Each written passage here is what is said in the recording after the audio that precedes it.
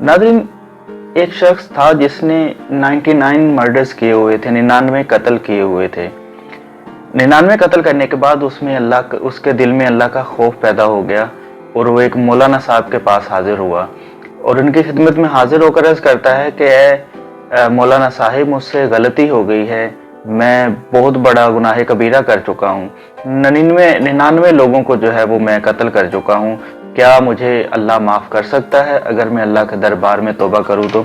वो मौलाना साहब जो थे वो एकदम चौंक उठे और उन्होंने कहा, ना ना ना ना ना, ये नहीं हो सकता, तुम्हारी तौबा नहीं हो सकती, इस्लाम में इस चीज़ की गुंजाइश नहीं है, तुमने बहुत गुनाह किया हुआ है तो तुम्हारी तौबा कबूल नहीं हो सकती। उसने मौलाना साहब को भी कत्ल कर दिया, सो उसके 100 कत्ल पूरे हो गए। अब वो एक और मौलाना साहब के पास गया जो कि ना सिर्फ मौलाना साहब थे बल्कि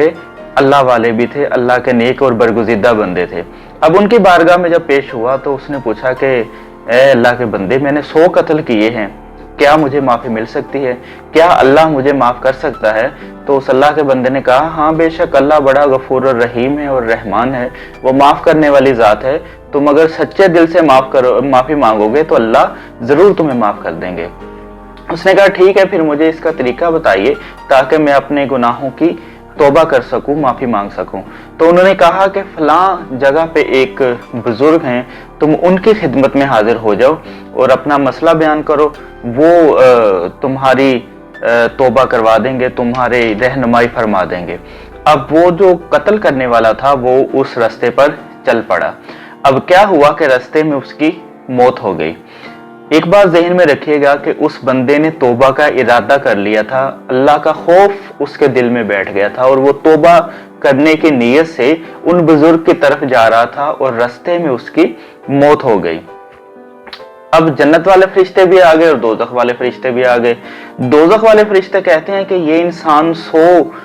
इंसानों का इसने कत्ल किया है और हदीस मुबारका है, जिसने एक इंसान को कत्ल किया उसने पूरी इंसानियत को कत्ल किया, तो इसने तो 100 कत्ल किए हैं, लिहाजा ये दोज़खी है, हम इसको दोज़ख में लेकर जाएंगे। लेकिन उसके साथ साथ जन्नती फरिश्ते जो थे वो कह रहे थे कि चूंकि ये तौबा का इरादा कर चुका था, अल्लाह का खौफ इसके दिल में बैठ गया था और ये तौबा करने की नीयत से जा रहा था, लिहाजा ये जन्नती है,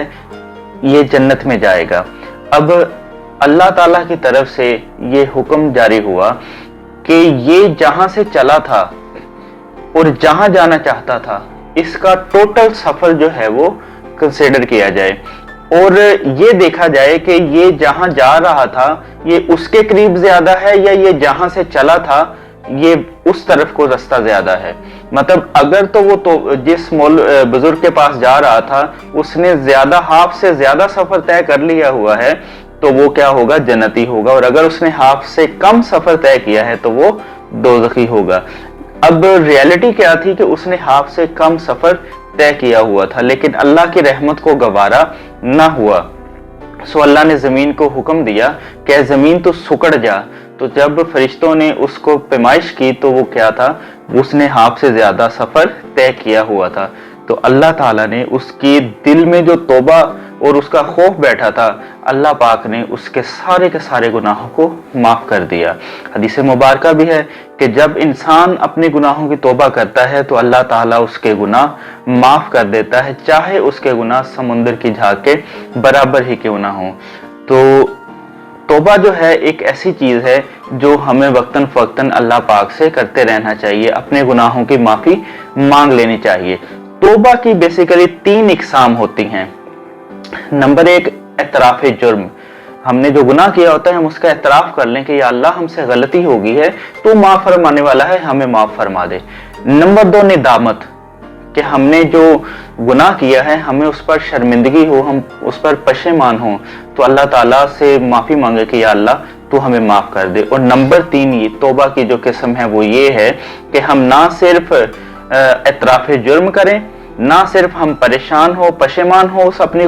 गलती पर, बल्कि क्या करें कि हम उस जो गुनाह है उसको तर्क करने का भी इरादा कर लें, उस गुनाह को छोड़ने की भी नियत कर लें, तो अल्लाह ताला हमारी तौबा को इंशाअल्लाह कबूल करेंगे।